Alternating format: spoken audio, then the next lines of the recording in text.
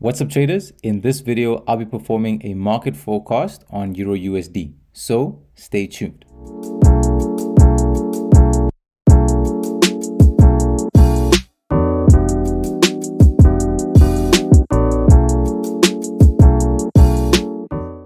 Now, this video is going to serve as my outlook for Euro USD for the month of November 2025.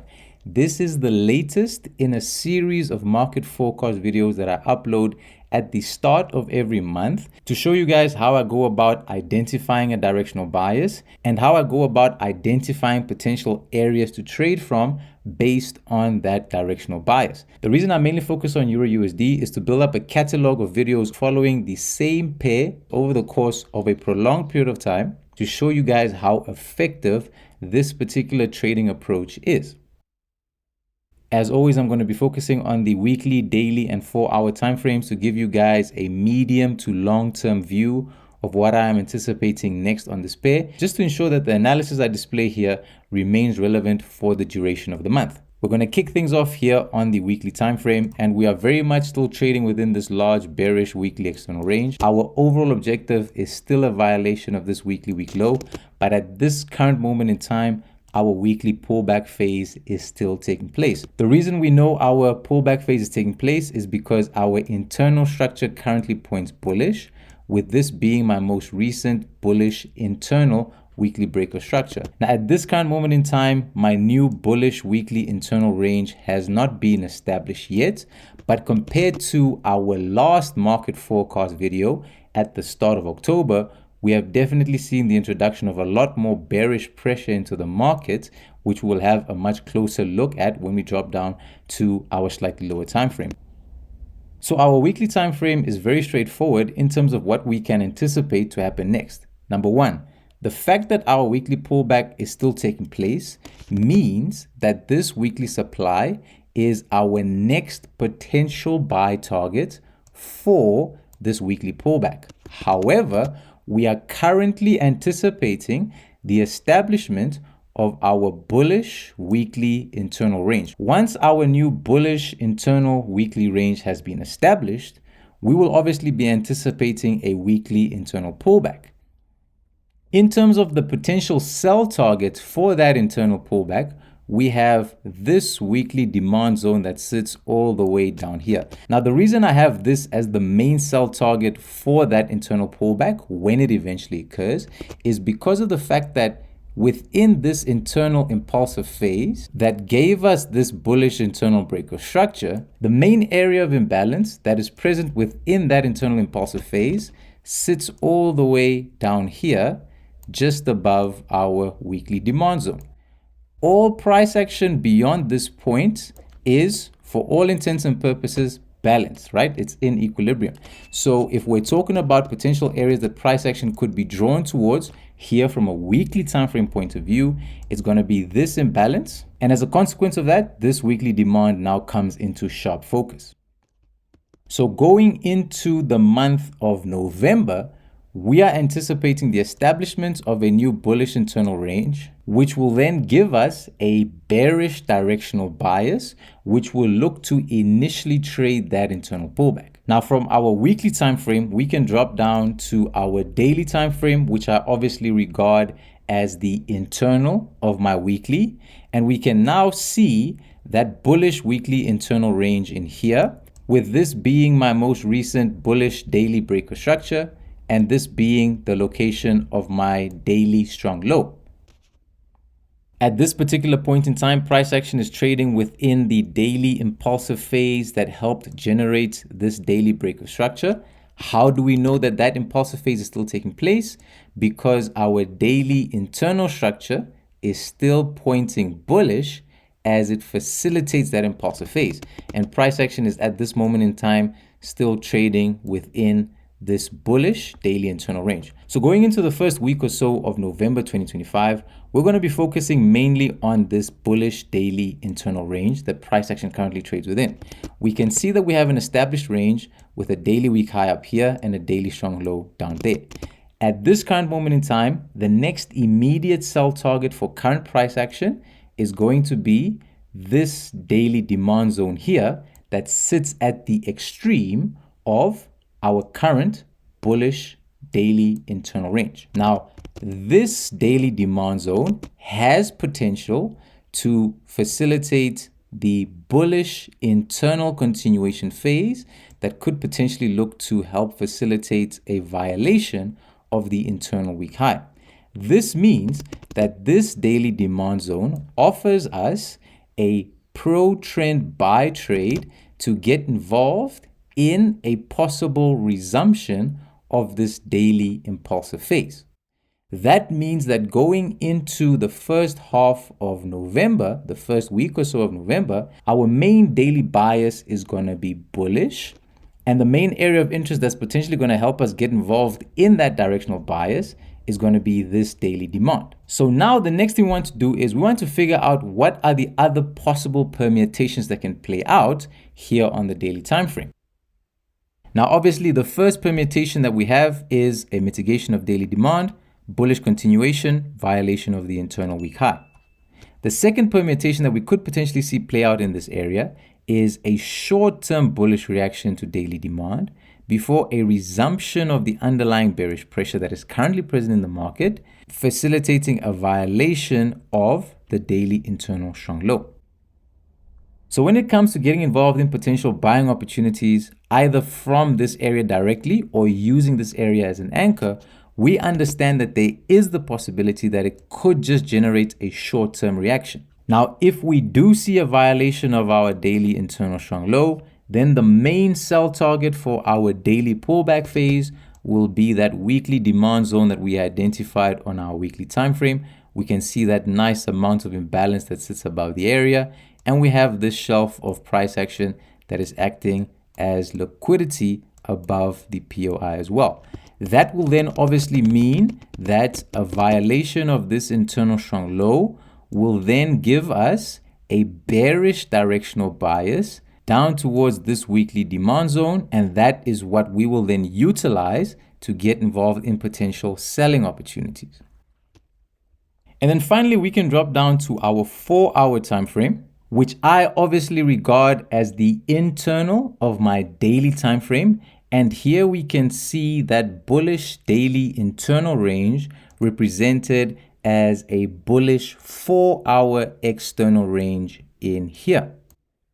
Now, at the time of performing our last market forecast at the start of October 2025, price action was trading at this point here.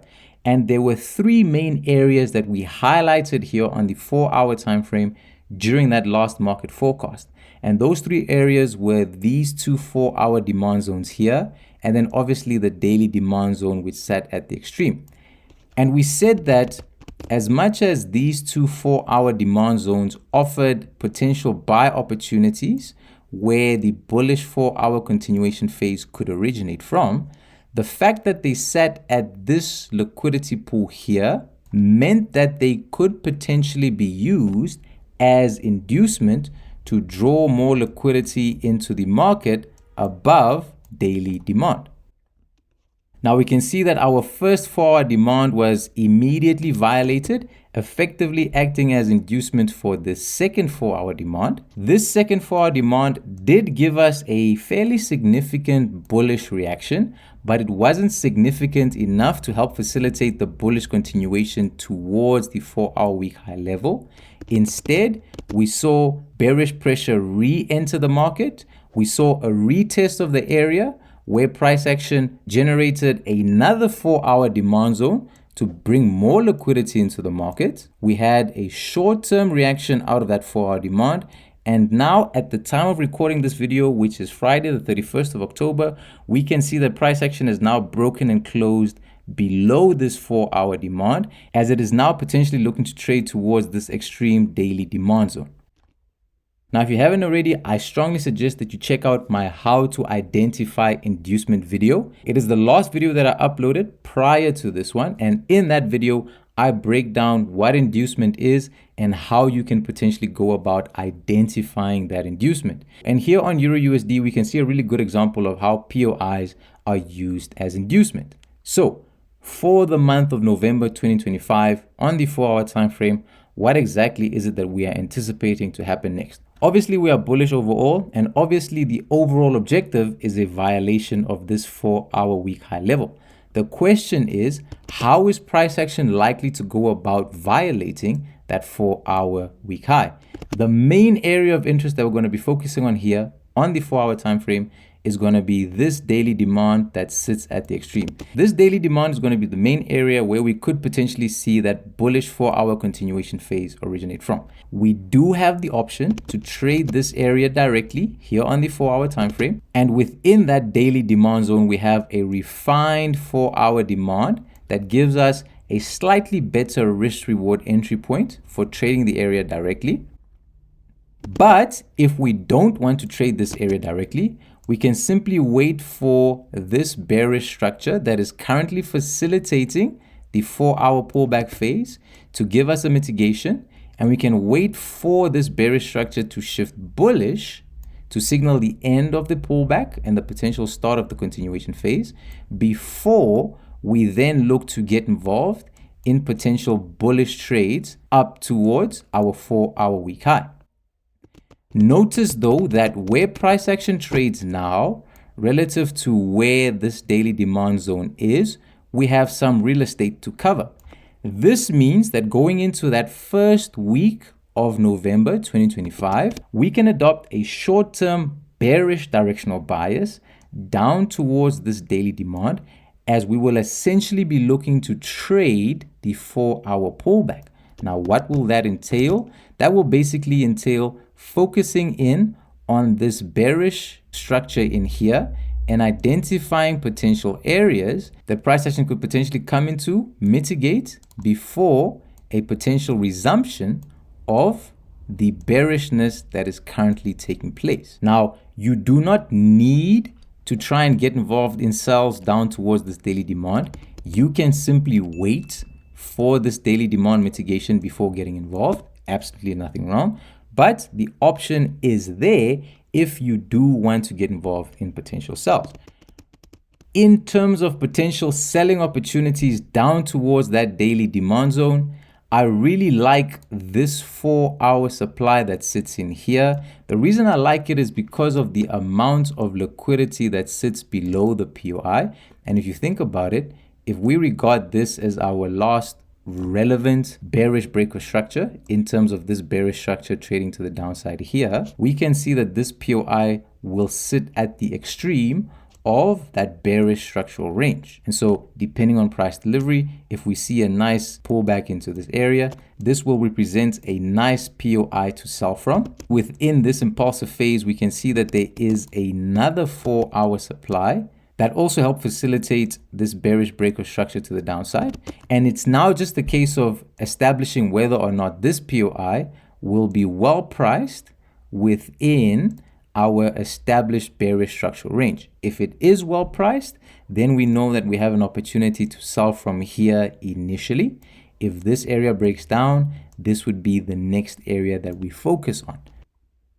Now, in the same way that we can trade this area directly from 4-hour demand, we can also trade these 4-hour supply zones directly here on the 4-hour time frame. If we don't want to trade these areas directly, we can drop down to a lower time frame, like the 15-minute time frame, for example. We can wait for that POI to be mitigated, and we can wait to see bearish intention coming out of either this 4-hour supply or bearish intention coming out of this 4-hour supply before we get involved in potential sells to trade down towards this daily demand. I do want to stress, however, that the context of these 4-hour supply zones will change if we see a mitigation of daily demand first. If we see a mitigation of daily demand first, then the likelihood of these 4-hour supply zones generating short-term bearish reactions before bullishness resumes are increased. Because why? This is the main area where we are anticipating that potential bullish continuation to originate from. We then obviously understand as well that a violation of the 4-hour strong high will mean that our 4-hour structure has now shifted from a bullish market state to a bearish market state, and that will signal the start of our daily pullback phase, and that will allow us to establish our new bullish daily external range in here. So that's what we're looking at here on EURUSD going into the month of November 2025. It's going to be interesting to see how price action plays out. It's going to be interesting to see whether this particular daily demand holds or not. If you found this video helpful, informative, or entertaining in any way, shape, or form, please make sure that you leave it a like, subscribe to the channel so you don't miss out on any future content. And as always, I appreciate you guys so much for watching. Speak to you in the next one.